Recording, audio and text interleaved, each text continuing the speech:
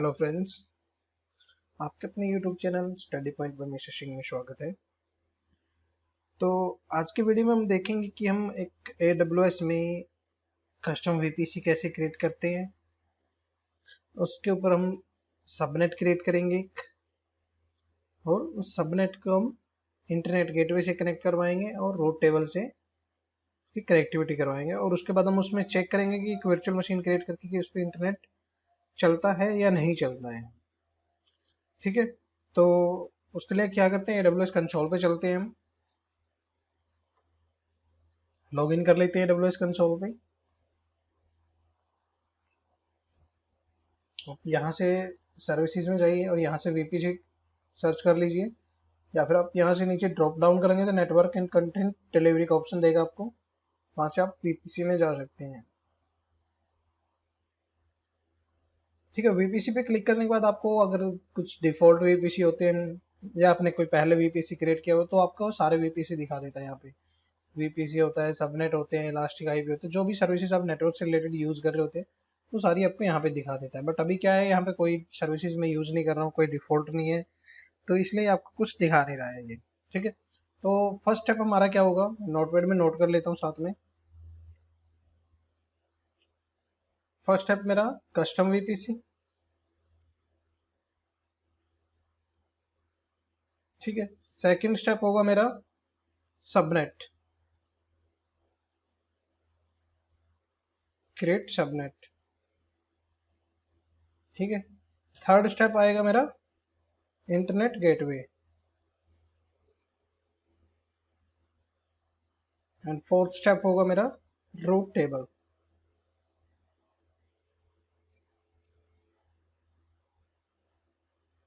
Associate with internet gateway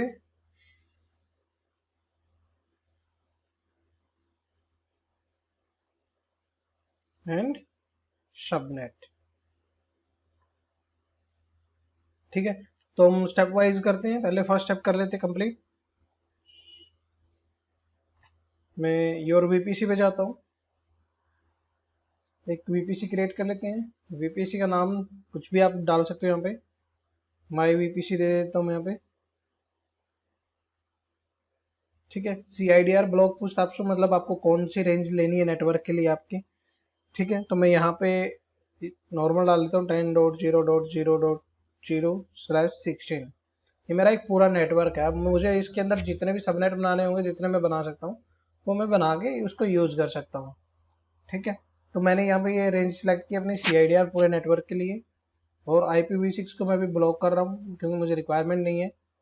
ठीक है, उसके बाद मैं इसको क्रिएट VPC करता हूँ। अगर आपको टैग डालने हैं, नया टैग डालना है, कुछ आप डाल सकते हो यहाँ पे, तो मैं क्रिएट VPC कर देता हूँ। ठीक है, VPC क्रिएट होने के बाद ये आपको बहुत ज़्यादा कुछ नहीं है, आपको पूरे VPC की डिटेल्स दिखा देगा। आपकी VPC ID क्या है, आपकी स्टेट क्या है, आपका VPC का DNS होस्ट डिसेबल है अभी, अगर आपको इनेबल करें तो आप इनेबल कर सकते हो। ठीक है, नेटवर्क ACL आपको यहाँ पे दिखाता है, डिफॉल्ट बना दिया इसने, क्रिएट कर दिया। रूट टेबल अभी इसने डिफॉल्ट क्रिएट किया है, DHCP ने सेट किया डिफॉल्ट। ये हमारी CIDR रेंज है। ठीक है, उसके बाद फ्लो लॉग्स में जाके अगर आपको कुछ देखना है, यहाँ पे नीचे देखोगे CIDR में तो ये आपको एसोसिएटेड भी दिखा रहा है। ठीक है, फ्लो लॉग्स में अभी नहीं आएगा कुछ, क्योंकि अभी तक हमने इस पर कुछ किया नहीं है। ठीक है, टैग अगर आपको बाद में कुछ चेंज करना है या नया टैग डालना है तो आप यहाँ पे जाके डाल सकते हो। ठीक है, मेरा फर्स्ट स्टेप कंप्लीट हो गया। इसके बाद मेरा सेकंड स्टेप था सबनेट। मुझे एक सबनेट क्रिएट करना है। मैं अब इसमें एक सबनेट क्रिएट कर लेता हूँ। नाम देता हूँ मैं यहाँ पे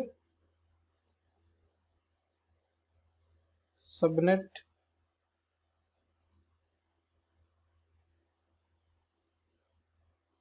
VPC कर देता हूँ। मैं यहाँ पे सबनेट माई VPC कर देता हूँ। ठीक है, इसके बाद यहाँ पे आपको VPC सेलेक्ट करना है जो आपको, जिसके साथ ये सबनेट अटैच करवाना है, जिस VPC के अंदर आपको ये सबनेट क्रिएट करना है, जो रेंज आपको डिफाइन करवानी है उसको। ठीक है, तो मेरे पास अभी यहाँ पे एक ही VPC है, तो मैं वो VPC सेलेक्ट करता हूँ। तो जैसे ही मैं उस VPC को सिलेक्ट करता हूँ तो जो हमने वहाँ पे नेटवर्क रेंज ली थी वो ऑटोमेटिक आपको शो कर देगा यहाँ पे। ठीक है, उसके बाद आपको इस सबनेट की रेंज डिफाइन करनी है कि इस सबनेट के अंदर कितने IP आपको यूज करने हैं और किस पर्पज के लिए यूज करने हैं, वो आपका अलग पर्सनल वो है। बट कितने आईपी यूज करवाने हैं आपको, 15, 20, 50, 60, 250, 100, तो वो आपको डिपेंड करता है। ठीक है, तो वो आप रेंज सेलेक्ट कर सकते हो। तो मैं यहाँ पे क्या करता हूँ, 10.0.0 10.0./1, सॉरी 1.0/24 ले लेता हूँ। तो इससे क्या होगा, इससे मुझे इस सबनेट के अंदर जो मैं ये सबनेट क्रिएट कर रहा हूँ 255 तक आईपी मिलते हैं। 255 में से 4 आईपी आपको रिजर्व मिलेंगे, कुछ ब्रॉडकास्टिंग के लिए, कुछ आपके नेटवर्क लूपिंग के लिए। ठीक है, तो यहाँ पे आपको सिर्फ 251 आईपी होंगे जो आपको यूजेबल मिलेंगे इस सबनेट के अंदर। ठीक है, तो मैंने यहाँ पे ये रेंज डिफाइन किया है और मैं इसको क्रिएट कर देता हूँ। अब मेरा सेकंड स्टेप भी कंप्लीट हो गया है। ठीक है, इसके बाद आता है मेरा थर्ड स्टेप। थर्ड स्टेप में मुझे क्या करना है, इंटरनेट गेटवे क्रिएट करना है। ठीक है, इंटरनेट गेटवे मेरे पास अभी है नहीं है, क्योंकि जब तक मैं इंटरनेट गेटवे क्रिएट नहीं करूंगा तब तक इन जो मैंने कस्टम वीपीसी बनाया है, सबनेट बनाया है, इनको कैसे पता चलेगा कि मुझे इंटरनेट कहाँ से एक्सेस होगा, कैसे एक्सेस होगा, वो इंटरनेट एक्सेस ही नहीं कर पाएगा। ठीक है, तो उसके लिए क्या करते हैं, हम इंटरनेट गेटवे क्रिएट कर लेते हैं। मैं यहाँ पे इंटरनेट गेटवे का नाम दे देता हूँ माई वीपीसी आई जी मतलब इंटरनेट गेटवे। ठीक है, नाम में यहाँ पे आपको टैगिंग वगैरह कुछ करनी है तो आप टैग दे सकते हो, अदरवाइज आप क्रिएट इंटरनेट गेटवे कर दो। ठीक है, अब आप यहाँ पे देखोगे तो आपने एक इंटरनेट गेटवे क्रिएट किया। ये इंटरनेट गेटवे की आईडी है, स्टेट क्या है अभी, ये डिटैच्ड है, वीपीसी आईडी ओनर। ठीक है, तो हमें अभी क्या करना है, हमें ये इंटरनेट गेटवे हमारे वीपीसी के साथ अटैच करना होगा। वो कैसे अटैच करते हैं, तो आप यहाँ पे अपने इंटरनेट गेटवे पे आएंगे, राइट साइड में आपको एक एक्शन का बटन देता है, एक्शन पे क्लिक करेंगे, एक्शन पे क्लिक करके अटैच टू वीपीसी पे क्लिक कर देंगे आप। ठीक है, तो अटैच टू वीपीसी पे क्लिक करने के बाद आपको यहाँ पे सर्च का ऑप्शन दे रहे हैं, तो आपके यहाँ पे जितने भी वीपीसी बने हुए वो आपको यहाँ पे सारे वीपीसी दिखाएगा। आपको जिस वीपीसी के साथ सेलेक्ट करना है सिर्फ उसी को यहाँ पे सेलेक्ट करें। ठीक है, मैं इसको सेलेक्ट करता हूँ, अटैच इंटरनेट गेटवे करता हूँ। ठीक है, अभी यहाँ पे स्टेट देखिए ये अटैच हो गया है। ठीक है, इसके बाद मेरा थर्ड स्टेप है, थर्ड स्टेप भी कंप्लीट हो गया मेरा। पहला कस्टम वीपीसी क्रिएट कर लिया हमने, सबनेट क्रिएट कर दिया, इंटरनेट गेटवे क्रिएट कर दिया। अब हमें क्या करना है, रूट टेबल बनानी है एक, और उसको इंटरनेट गेटवे के साथ एसोसिएट करवाना है और सबनेट के साथ। ठीक है, तो हम क्या करते हैं, रूट टेबल में जाते हैं। रूट टेबल जैसे ही हम कोई भी वीपीसी क्रिएट करते हैं तो ऑटोमेटिक एक रूट टेबल क्रिएट कर देता है। ठीक है, तो यहाँ पे आप देख भी पा रहे हो एक रूट टेबल ऑटोमेटिक बनी हुई है पहले से। मैं इसमें चेंजिंग कर देता हूँ, थोड़ा सा नाम डाल देता हूँ, मैं यहाँ पे कस्टम रूट टेबल डाल देता हूँ।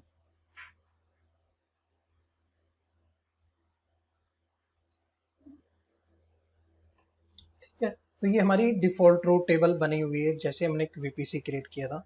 अगर आपको नई टेबल क्रिएट करनी है तो आप यहाँ पे क्रिएट रूट टेबल करके नई टेबल क्रिएट कर सकते हो और वो वीपीसी सेलेक्ट कर सकते हो जिस वीपीसी के अंदर आपको रूट टेबल क्रिएट करनी है। तो मेरी भी ऑलरेडी बनी हुई है तो मैं इसको नहीं क्रिएट कर रहा हूँ, मैं इसी पे काम कर रहा हूँ। ठीक है, इसके बाद मुझे क्या करना है, फर्स्ट स्टेप होगा मेरा रूट टेबल के अंदर सबनेट को एसोसिएट करवाना है। जो हमने सबनेट क्रिएट किया है उसको एसोसिएट करवाना है। वो कैसे करवाना है, तो आप यहाँ पे नीचे ऑप्शन देख रहे हो, आपको ऑप्शन दे रहा है ये रूट के लिए और सबनेट के लिए। तो आपको यहाँ पे क्या करना है, सबनेट एसोसिएशन पे जाएंगे पहले और एडिट सबनेट एसोसिएशन पे क्लिक करेंगे। तो यहाँ पे आपने जितने भी सबनेट आपके इस वीपीसी के अंदर क्रिएट किए होंगे वो सारे सबनेट शो करेगा। अब जिस सबनेट के साथ आपको इस रूट टेबल को तो एसोसिएट करना है आप उस सबनेट को सेलेक्ट करेंगे यहाँ पे। तो मेरे पास अभी एक ही है तो मैं उसको सेलेक्ट करता हूँ और यहाँ पे इसको सेव कर देता हूँ। ठीक है, मैंने इसको सेव कर दिया है। इसके बाद आपको क्या करना है, आपको अभी तक क्या किया आपने, सब कुछ कर दिया है बट आपने रूट डिफाइन नहीं किया है इंटरनेट का, कि इस वर्चुअल मशीन को जो इंटरनेट मिलेगा वो कैसे मिलेगा, कहाँ से मिलेगा, क्योंकि अभी तक ये प्राइवेट है, विदाउट इंटरनेट है तो इंटरनेट नहीं चलेगा इसमें। तो उसके लिए मुझे क्या करना है, उसके लिए मुझे जाना है रूट के अंदर और यहाँ पे एडिट रूट पे क्लिक करना है। अभी यहाँ पे एक आपको ऑलरेडी एक नेटवर्क रेंज दिखा रहा है जो आपने सब वीपीसी क्रिएट किया था वो रेंज है। ठीक है, हमें क्या कर रहा हूँ, यहाँ पे एक और रेंज ऐड करवानी है जो हमारी रूट इंटरनेट गेटवे की रेंज होगी। तो मैं यहाँ पे क्या करता हूँ, ऐड रूट करता हूँ और यहाँ पे आप 0.0.0.0/0 टाइप करेंगे। मतलब 0.0.0.0 का मतलब क्या है कि कुछ भी नहीं है, कहीं पे भी जा सकता है, कहीं से भी आ सकता है नेटवर्क। ठीक है, तो ये आपका इंटरनेट के लिए हम यूज करते हैं। उसके बाद आपका टारगेट में क्या करना है, टारगेट में हमें यूज करना है इंटरनेट गेटवे। तो टारगेट में आप यहाँ पे क्लिक करेंगे तो आपको यहाँ पे बहुत सारे ऑप्शन देता है, तो आप वहाँ पे यूज करेंगे इंटरनेट गेटवे। तो मैं यहाँ पे इंटरनेट गेटवे सेलेक्ट करता हूँ, ओके करता हूँ इसको और सेव कर देता हूँ, इसको क्लोज करता हूँ। अब क्लोज करने के बाद मेरा ये सिस्टम रेडी हो गया है। अब मुझे लास्ट टाइम पे लास्ट में क्या करना होगा, मुझे फिफ्थ स्टेप में एक EC2 इंस्टेंस क्रिएट करूंगा मैं इसके अंदर in VPC and check internet will work और नॉट, कि इंटरनेट चलता है कि नहीं चलता है। तो मैं क्या करता हूँ, मेरे पास सब कुछ आ गया है, मुझे एक VPC क्रिएट कर दिया है, तो मुझे इसके अंदर क्या करना है, एक EC2 इंस्टेंस क्रिएट करना है। तो उसके लिए हम EC2 इंस्टेंस में जाते हैं, सर्विसेज के अंदर जाके EC2 पे क्लिक करते हैं, इंस्टेंस पे क्लिक करते हैं और मैं यहाँ पे लॉन्च EC2 इंस्टेंस कर देता हूँ। एक लिनक्स की ले लेते हैं, T2 माइक्रो साइज ले रहा हूँ मैं वर्चुअल मशीन का। अब यहाँ पे देखिए आपको यहाँ पे डिफॉल्ट अभी एक ही VPC दिखा रहा है जो मेरा कस्टम है, क्योंकि मैंने डिफॉल्ट वाले VPC डिलीट कर दिए थे। तो यहाँ पे आपको एक कस्टम VPC दिखा रहा है जो हमने क्रिएट किया हुआ है। ठीक है, तो यहाँ पे VPC सिलेक्टेड है आपका, और सबनेट भी आपके पास जो है एक वो ऑलरेडी सिलेक्टेड है। अगर आपके पास मल्टीपल सबनेट होंगे तो आपको यहाँ से चेंज कर सकते हो। ठीक है, अब इसमें देखिए ऑटो असाइन पब्लिक आईपी क्या है, डिसेबल है ये। ठीक है, इसमें क्या होगा, पब्लिक आईपी आपकी वर्चुअल मशीन को नहीं मिलेगा, सिर्फ प्राइवेट आईपी ही आपको मिलेंगे। अगर आपको पब्लिक आईपी यूज नहीं करने हैं तो ये आपको इसलिए डिसेबल किया हुआ है। बट अगर आपको पब्लिक आईपी चाहिए, हमें ये पब्लिक एक्सेस हमें बाहर से करनी, तो पब्लिक आईपी के थ्रू ही करेंगे हम, तो इसलिए हमें पब्लिक आईपी चाहिए यहाँ पे, तो मैं इसको इनेबल कर देता हूँ। ठीक है, बाकी सेटिंग हमें डिफॉल्ट रखने हैं, कोई चेंज नहीं करना है। नेक्स्ट करते हैं, सिक्योरिटी ग्रुप क्रिएट कर लेते हैं एक और इसको लॉन्च करते हैं। तो मैं यहाँ पे एक क्रिएट कर लेता हूँ पब्लिक की हमारे लिए, टेस्ट VPC के नाम से कर देता हूँ मैं क्रिएट। इसको डाउनलोड कर लेता हूँ मैं, पिक्चर के अंदर डाउनलोड कर दिया है मैंने। ठीक है, उसके बाद क्या करना है, आपको लॉन्च EC2 इंस्टेंस करना है। ठीक है, अब मेरा क्या हो रहा है, EC2 इंस्टेंस क्रिएट हो रहा है, यहाँ पे लॉन्च हो रहा है, अभी पेंडिंग है। तो जैसे मेरा ये EC2 इंस्टेंस लॉन्च होता है उसको हम एक्सेस करेंगे पब्लिक आईपी के थ्रू। ठीक है, तब तक मैं क्या करता हूँ, अपनी पब्लिक की जो हमने डाउनलोड की है क्रिएट की है उसको मैं प्राइवेट में कन्वर्ट कर लेता हूँ।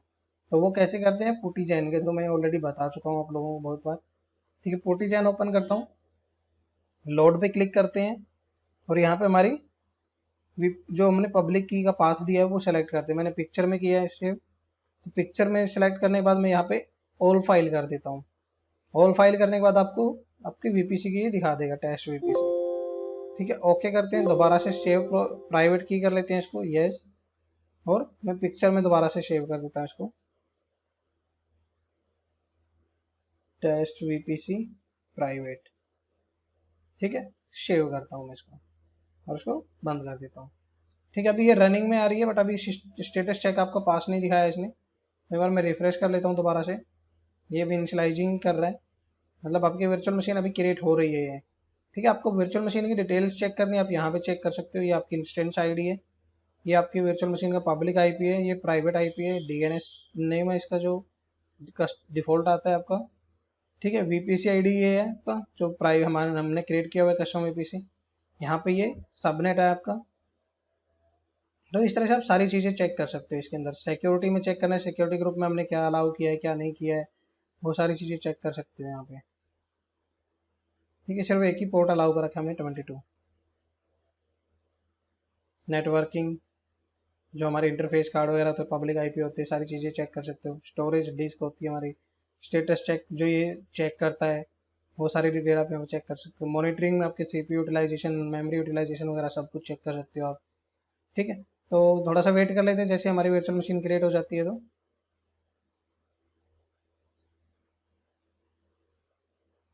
ठीक है, तो यहाँ पे देखिए आपकी ये वर्चुअल मशीन रेडी हो गई है। तो मैं क्या करता हूँ, इसको एक्सेस करता हूँ एक बार इसके पब्लिक आईपी के थ्रू। डिटेल्स में जाते हैं, पब्लिक आईपी में इसका कॉपी कर लेता हूँ 40 से हम इसको एक्सेस कर लेते हैं एक बार। पब्लिक आईपी डालता हूँ मैं यहाँ पे, और SSH के अंदर जाके ऑथ में जाके प्राइवेट की सिलेक्ट कर लेता हूँ जो हमने कन्वर्ट की थी अभी पिक्चर में, प्राइवेट की। ठीक है, ओपन करता हूँ। तो इसके यूजर नेम एंड पासवर्ड मैं आपको ऑलरेडी बता चुका हूँ क्या होते हैं। अगर आपको नहीं पता है तो आप चेक भी कर सकते हो। ब्राउजर गूगल क्रोम पे, गूगल पे या कहीं पे भी जाके आप सब टाइप कर लीजिए कि लिनक्स के default user name and password क्या होते हैं आपके। मैं दिखा भी देता हूँ।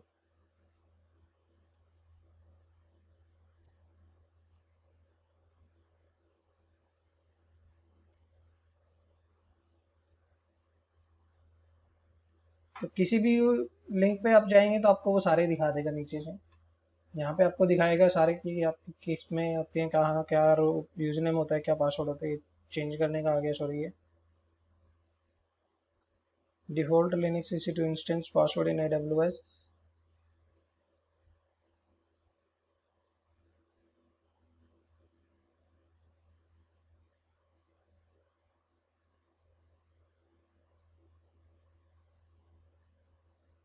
ये यहाँ पे दिया भी है, ये पासवर्ड फॉर EC2 यूजर, ये आपका यूजर नेम होता है। बट आपको अगर सारे लिनक्स के OS, ये जो लिनक्स हम यूज़ करते हैं, लिनक्स प्लेटफॉर्म यूज़ होता है, जैसे सेंटोस है, लिनक्स ubuntu है, लिनक्स जैसे हमने अभी यूज़ किया हुआ है, तो उनके लिए अगर आपको यूज़ करनी है तो यहाँ पे आप चेक कर सकते हो सारी डिटेल्स। ठीक है, मैं अभी इसको लॉगिन करता हूँ एक बार EC2 यूजर से।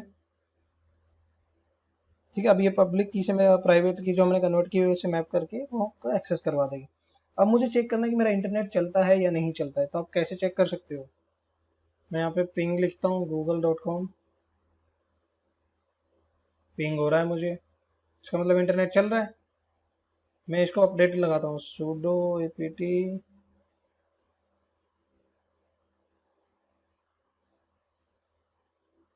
sudo yum update.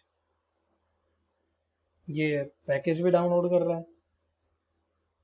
ठीक है, तो इस तरीके से मतलब आप चेक कर सकते हो। मैं कुछ भी इंस्टॉल करना है मुझे मालूम है, यहाँ पे इंस्टॉल करता हूँ sudo yum install httpd।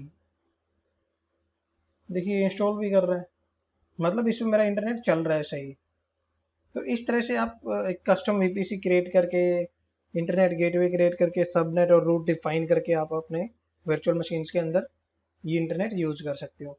अब अगर मैं इसके अंदर एक अलग से वर्चुअल मशीन क्रिएट करता हूँ और उस वर्चुअल मशीन पर मैं पब्लिक आईपी डिसेबल कर देता हूँ, ठीक है, तो उस मशीन पे क्या होगा, इंटरनेट तो चलेगा बट उसको पब्लिक आईपी के थ्रू मैं उसको एक्सेस नहीं कर पाऊंगा। उस केस में मुझे एक्सेस करने के लिए क्या करना पड़ेगा, मुझे इस वर्चुअल मशीन से उस वर्चुअल मशीन को एक्सेस करना पड़ेगा। तो आप ये भी यूज कर सकते हो। बट पब्लिक आईपी हमने यूज किया क्योंकि हम बाहर बैठे हैं, तो बाहर के नेटवर्क से आपको एक्सेस करने के लिए वर्चुअल मशीन को पब्लिक आईपी की जरूरत पड़ेगी, इसलिए मैंने उस पर पब्लिक आईपी असाइन किया था। बट अगर आप एक वर्चुअल मशीन और क्रिएट करोगे, लाइक मान लो आपने एक सेम वर्चुअल मशीन क्रिएट कर दी बट आपने पब्लिक आईपी डिसेबल कर दिया वहाँ पे, तो वहाँ पे आप क्या करोगे, यहाँ पे प्राइवेट आईपी के थ्रू उस वर्चुअल मशीन को एक्सेस करके उसमें वर्क कर सकते हो। ठीक है, तो आज के वीडियो का मेन पर्पस यही था कि हमारा इंटरनेट वर्क करता है या नहीं करता है कस्टम वीपीसी में रूट डिफाइन करने के बाद। ठीक है, so thank you guys, keep watching and keep supporting, bye bye.